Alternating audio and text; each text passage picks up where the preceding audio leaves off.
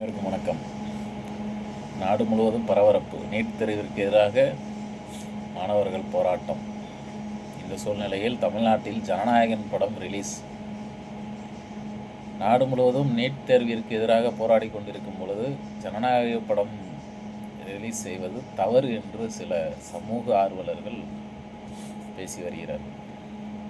NEET தேர்விற்கு எதிரான போராட்டம் என்பது சகோதரி அனிதா அவர்கள் தற்கொலை செய்து கொண்ட பொழுதே, அதாவது நீட் தேர்விற்கு எதிராக முதல் தற்கொலையாக சகோதரி அனிதா அவர்கள் தற்கொலை செய்து கொண்டார்கள்.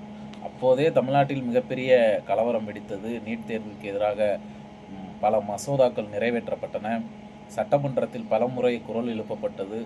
அப்போதெல்லாம் விமர்சனம் செய்த இந்த வடக்கன்ஸ் மற்றும் சமூக ஆர்வலர்கள் இன்று வடக்கன்ஸ் பாதிக்கப்படுவதனால் அவர்கள் போராட்டம் செய்கிறார்கள்.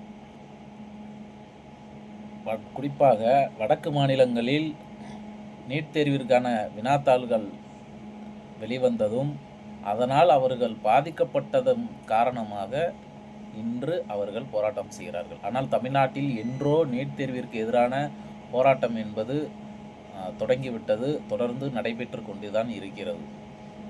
ஆக நீட் தேர்விற்கு எதிரான போராட்டத்திற்கும் ஜனநாயக பட ரிலீஸையும் தொடர்பு படுத்தி பேசுவது என்பது ஒரு தவறான கண்ணோட்டம். ஜனநாயகன் பட ரிலீஸ் அது அவர்களது விருப்பம்.